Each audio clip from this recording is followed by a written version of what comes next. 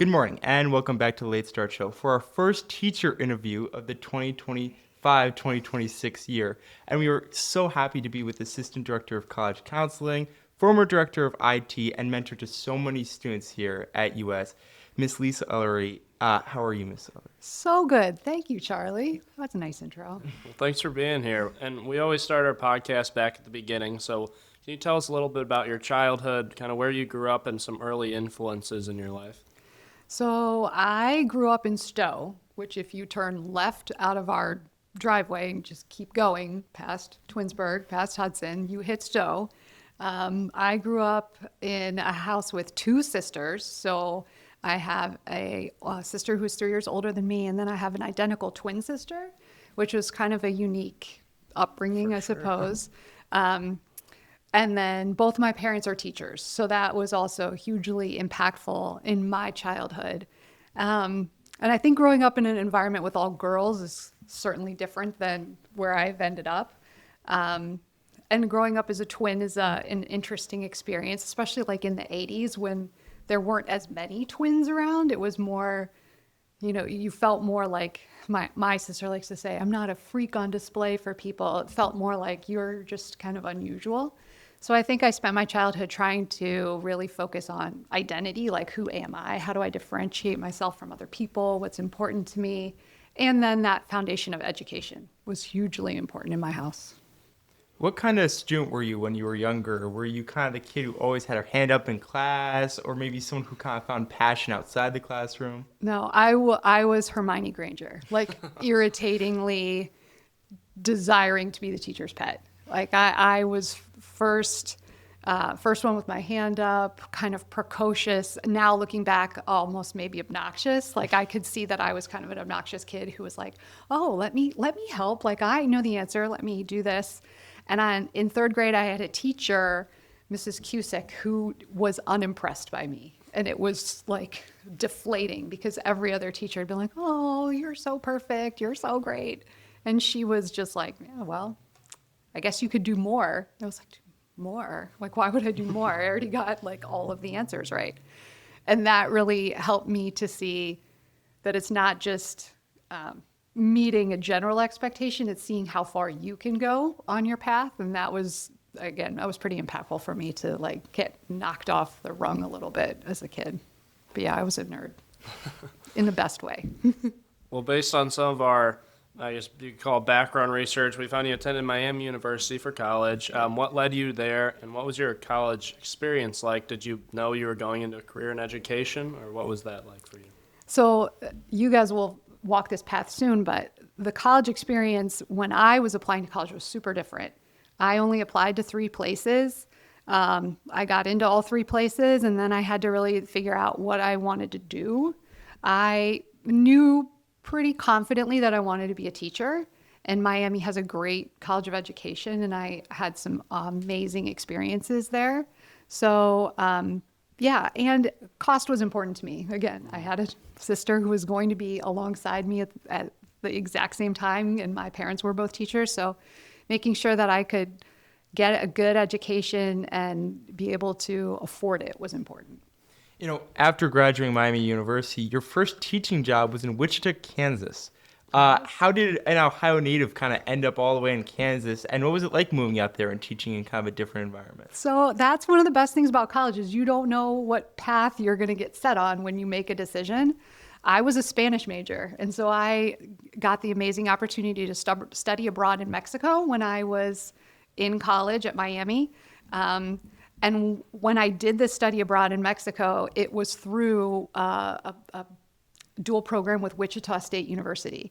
And so I met a ton of people from Kansas, from Wichita when I was there, and they sold me on the city. They're like, this is a city that has a huge Hispanic population, a huge underserved, newly immigrant population, and they need, Spanish teachers, they need bilingual teachers. You would be great if you wanted to come out here.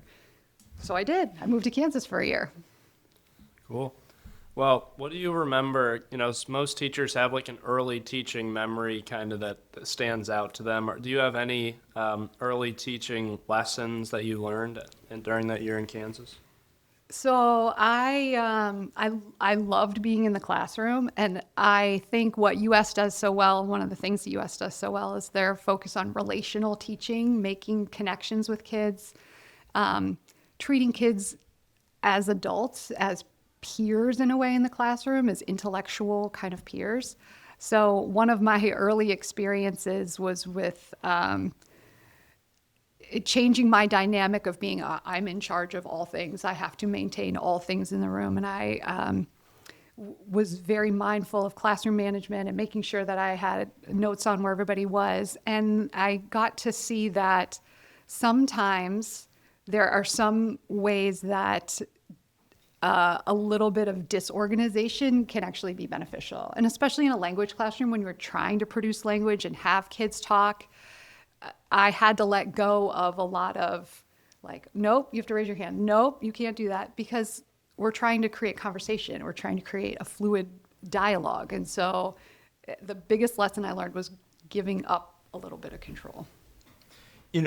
After kind of having that opportunity in Kansas, you moved to U.S. Kind of back in 2004. What drew you to U.S. and made you decide to move back to Ohio and kind of continue your teaching career over here? So what I realized by moving away from home, and I hope everybody gets the opportunity to move away from home, is that the place that I moved was not that different from here. It's just that all the people that I loved were here. So I came back to Ohio after just a year. I started teaching in Cleveland Heights. And then in Ohio, when you're a teacher, they really kind of force you to go back and get a master's degree, which I was happy to do, and went back to Kent State and got a degree in instructional technology and library media certification. And so when I'd finished that program, I was looking for librarian roles to see what was out there. And there was this opportunity at US to come and be the librarian. I had never heard of it. I've never heard of University School, even though I grew up in Summit County, not that far from here. But when I came and toured the school and interviewed and did some research, I was just really struck by how unique an educational setting this is, how brilliant the students are, how brilliant the faculty is, the way that they interact and the way that they care about what they're doing and about each other was something that I had never seen, and I still haven't seen anywhere else. Are there any, I know you talked about it some there, but any initial challenges or surprises when you first came to US? I mean, it's just such a different environment. It is. And again, I grew up in a house with all girls. So I remember like that first day walking down the main stairwell and just seeing this sea of boys and thinking, man, this is so different. This is so strange. And I, again, had only been in coeducational institutions until then. I didn't really understand the power and the advantage of being in a single-sex school, of seeing how the students here could be so natural, so comfortable, so able to explore without feeling maybe some of the social pressure, some of the kinds of pressures that they might feel in a coeducational environment. Kind of as you first joined US, what were some of the jobs, maybe if they weren't maybe being a librarian, kind of some of the extracurriculars that you kind of brought on early, or maybe some of the things that you advise as you start to kind of settle in? So when I started as librarian, one of the things that I did in my first couple of years was book club, which I had so much fun doing book club. We had probably like 40 guys who would come to book club. We would pick a book. We would all read the book. We would come and get Chipotle for lunch and then all sit around and talk about the book. That was a lot of fun. Like we would do that 4 or 5 times a year on different books.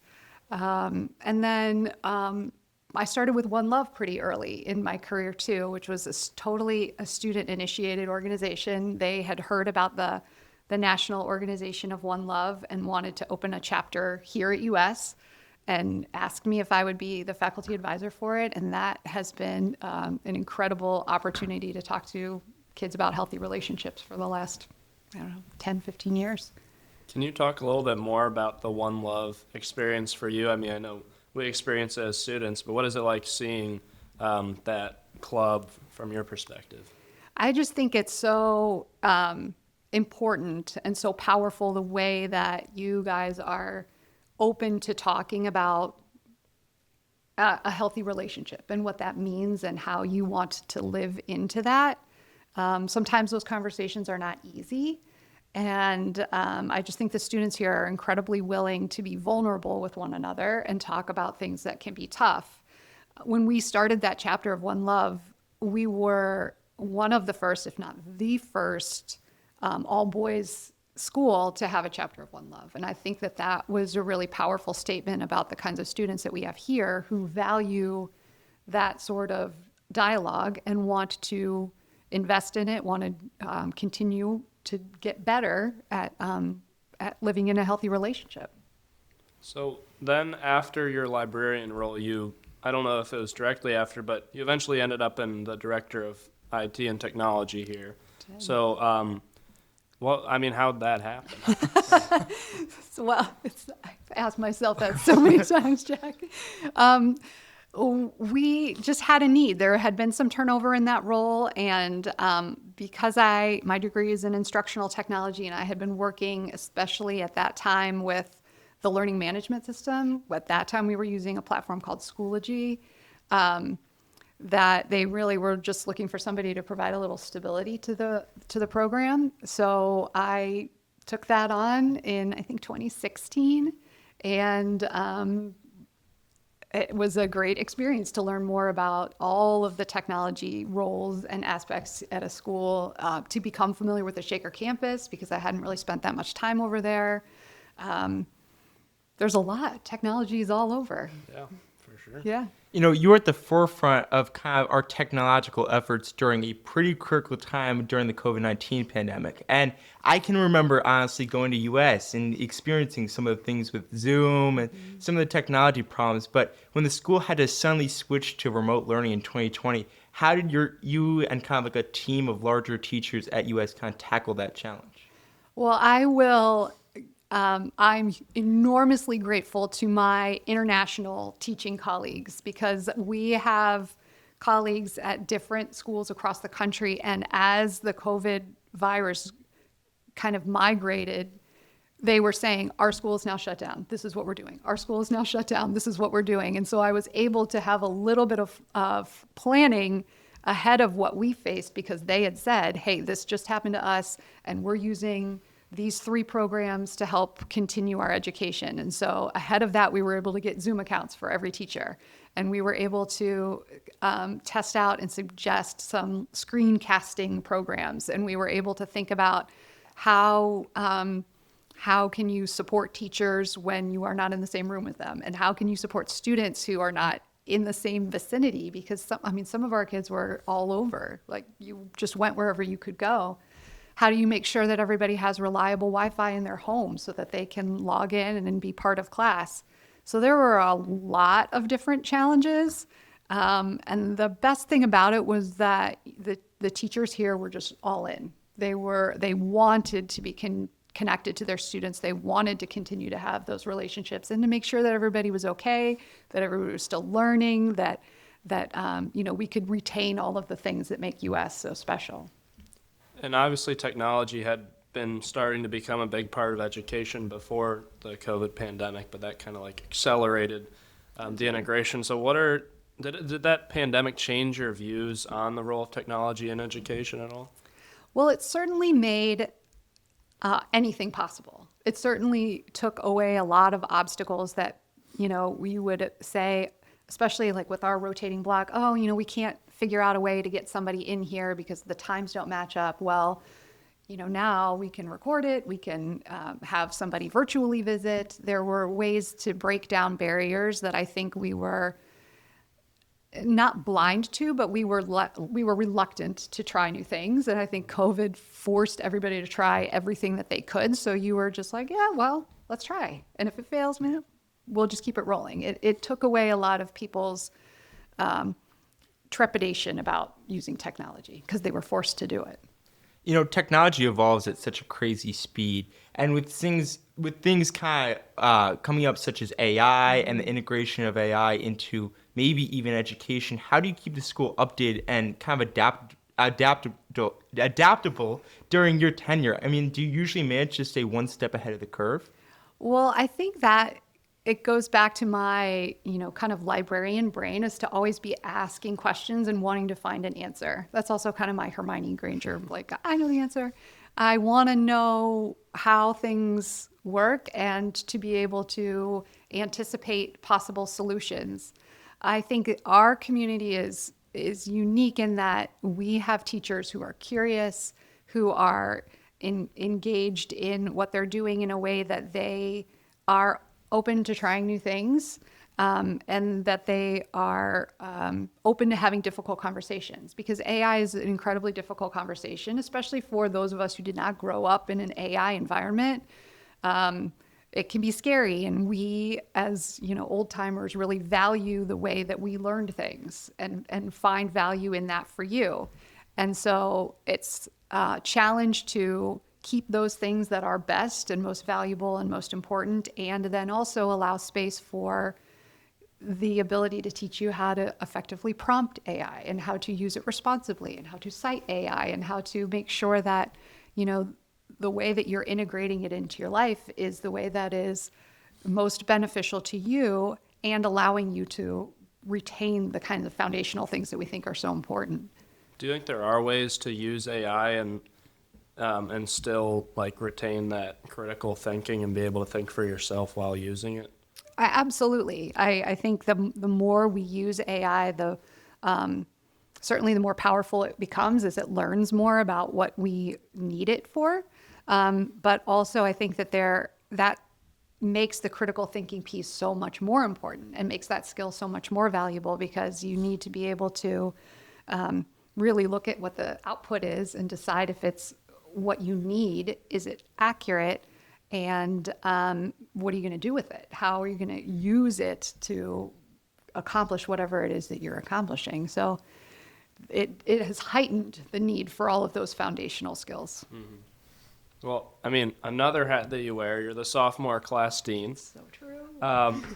What do you find most exciting or like unique about the 10th grade class in that year, the sophomore year? Well, I mean, you guys now veteran juniors can remember sophomore year is such a great year because you're not freshmen. You're just all of the anxiety, all of the fears, all the first times, you've been through it. And so you know what to expect. And it's the first time you're really, I think, totally comfortable because you've done it all, and then ready to think about who you are and what you want to do and what kind of stamp you want to leave on the school individually and as a class.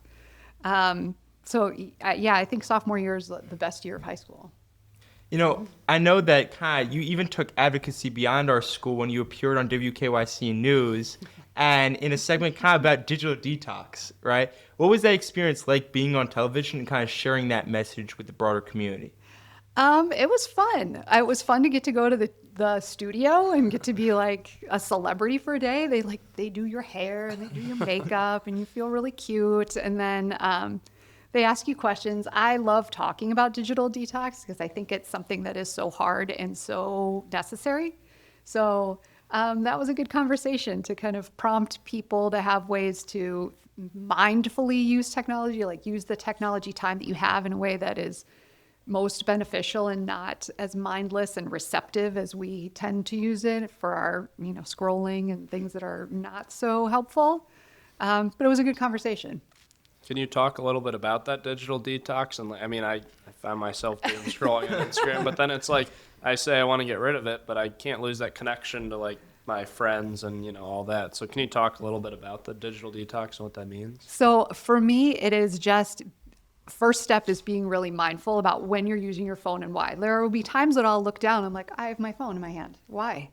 The TV is also on. I'm in the middle of a conversation and why did I pick this up? Do I really need to have this? It becomes kind of just like a comfort of, okay, I'm going to sit down and relax and I need my phone to be able to do that. And there are times when that I think is appropriate. It is helpful in kind of clearing your mind in some ways. But that has to end and you need to be able to refocus in some other positive direction. So to me, it is being able to learn skills to quiet yourself, to recenter yourself that are away from your phone, and just being really mindful of using it. So like there was a time last year that I deleted TikTok because I had realized I was just spending, if I looked at TikTok after 8 p.m., I was going to look up and it would be 11:30 because I just could not stop the loop of, oh, that's interesting. Oh, look at that. That's interesting. And so I needed to take a break.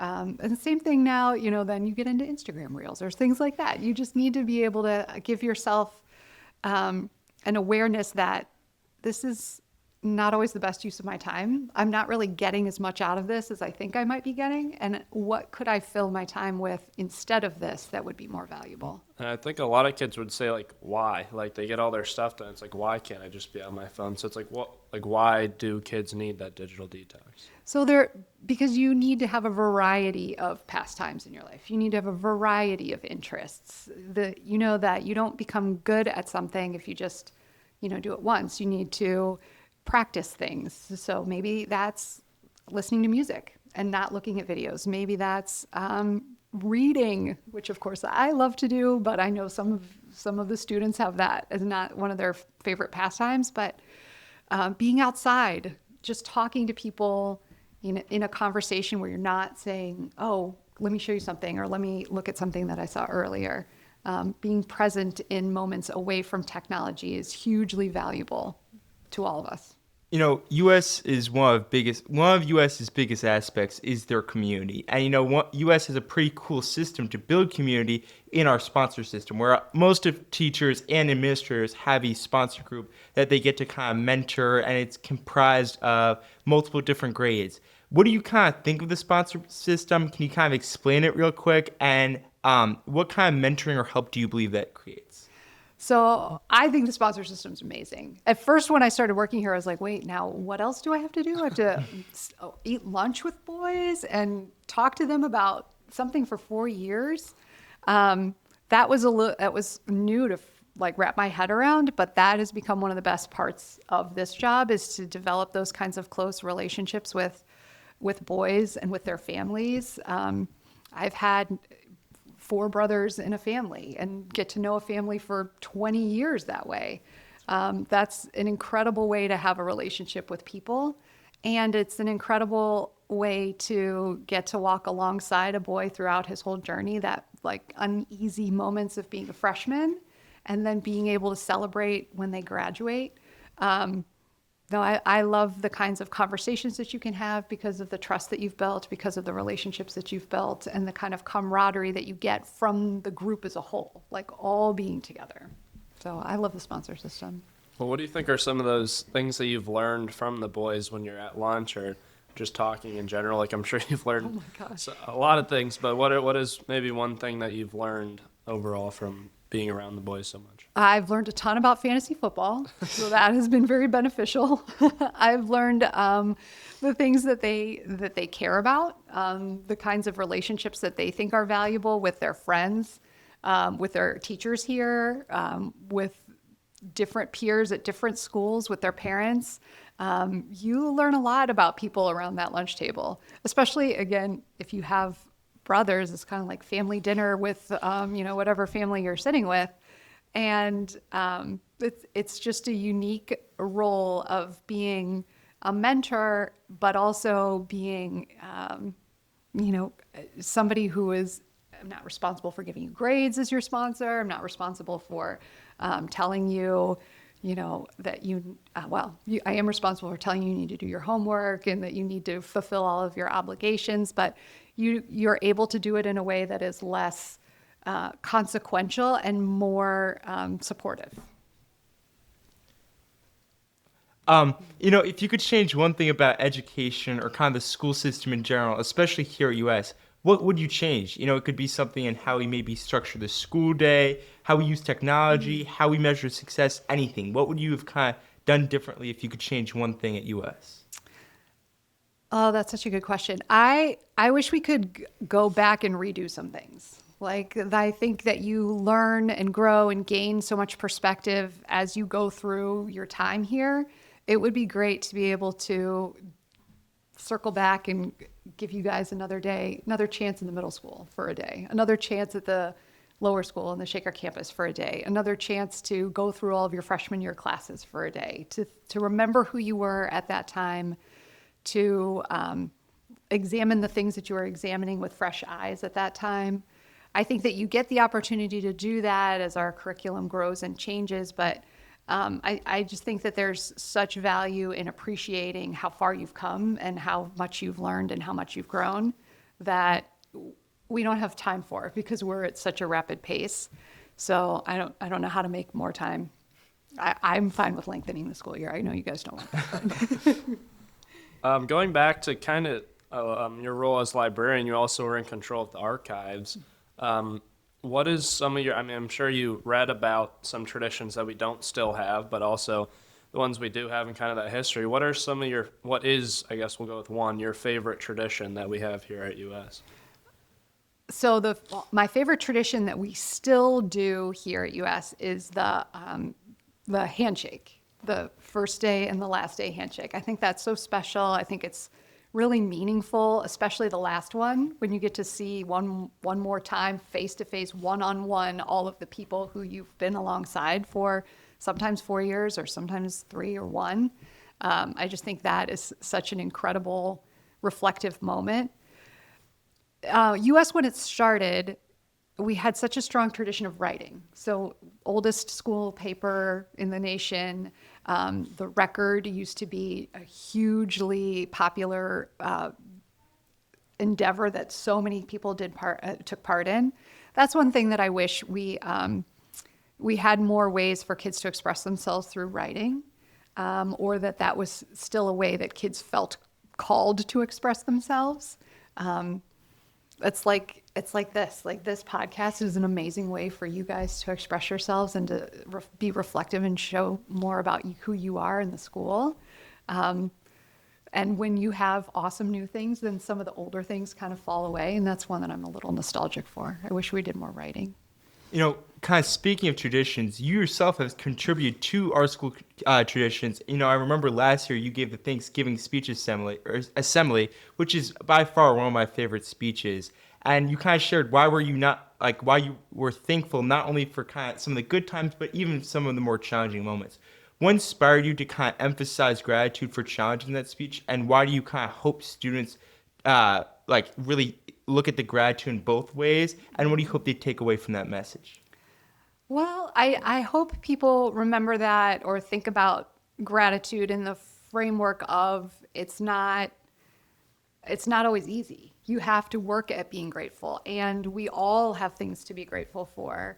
I used a quote in that speech by Tecumseh that's really meaningful to me about finding gratitude every day, and if you can't find gratitude, the fault lies within you.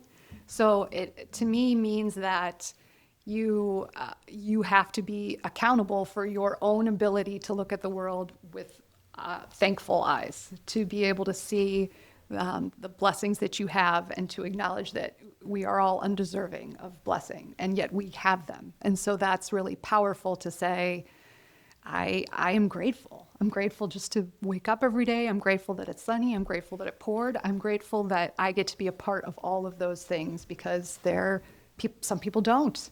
Some people don't, and soon I won't. Every day is something to be grateful for. Well, Mr. Ullery, how do you hope, I know each student will remember you differently when they graduate from US. I know all of us will be grateful for you. But what do you want your lasting impact to be on the students who pass through here? I hope the boys and men who graduate from here remember how much I loved them, how much I enjoyed getting to spend 4 years with every single person that went through here. I've been touched by some amazing students in my 22 years at this school, some that I still think about every day, some that I think are the best people that I've ever met, some that are in this school now who I think are the best people that I've ever met. So I hope that I can be remembered as somebody that just appreciated people, appreciated our time together, and was somebody who was kind and loving to them. What advice would you give to students here at US right now? Perhaps something about making most of their time in high school or a life lesson you really want them to carry as they grow up? I know you've heard this before, but it goes by so fast. It goes by so fast. You guys are juniors already. It's halfway over, and it seems like it was just the blink of an eye. So that's I think what I hope that everybody remembers is that these are 4 very short years, and by the end you're going to be ready to go and you'll want to get out of here, and that's good and appropriate. But it's also 4 years to really cherish. You don't get these back. You don't get to redo. As much as I would like to have you redo some of it, you don't get another try at high school. And they're really special years. Even the bad days are really special days. So I just want people to hold on to it as much as you can. Well, I just want to ask you one unique question. You've been here for 22 years, you said, so you can answer this one. I think something that obviously each senior class and each grouping of the 4 classes together creates a unique culture and brotherhood. But I think back to the classes that I've seen, like the class of 2023, who many people talk about as like one of the most successful at creating that brotherhood and that pride in the school. What have you seen that the most successful classes have kind of brought that has created that brotherhood and that success as a class? That class of 23 was really special. And I think it was because they really loved each other and they really loved being here and they really loved being together. I saw that on the stage this year with the seniors at our pep rally. The pep rally last Friday was really fun, and I could feel how much they loved being here, how much they loved being together. And I think that's what it takes, that you have to be able to put aside the bad math grade. You have to be able to put aside the impending homework and just say, these are my friends and I want to experience everything I possibly can with them and take care of everybody. You know, those guys had a group chat that had every single kid in their class in it, and they wanted everybody to feel included. And so we all did, even though we weren't seniors that year. I think that was a way that they made themselves unique in bringing us all along for the fun that they were having. You know, before we wrap up, we always like to end with the same question, and that is, what motivates you to do what you do? You know, Miss Ullery, tell us what is your why? After all these years and all the roles you've taken on and the countless number of people that you've positively impacted at this school, what is it that really continues to drive and continues to just keep on going every day? I'm a person of strong faith, and so to me, my role here is just to love and appreciate the people who come into my orbit, to learn as much as I can from them, and to hopefully teach them what I know and what I can share, just to take care of people. That's what I think is all of our roles here, is to take care of one another. And so that's what motivates me, is to treat people with as much kindness as I have, even if it's hard for me and even if it's hard for them. And to make sure that people know when they're around that they matter, they're important. Well, Mrs. Ullery, it has been great having you on the show today. Thank you so much for taking the time to share your insights and experiences with us. And to our listeners, thank you so much for tuning in. And we'll hope you join us next Wednesday for the next episode of Late Start Show. Thank you. Thanks, guys. Yeah.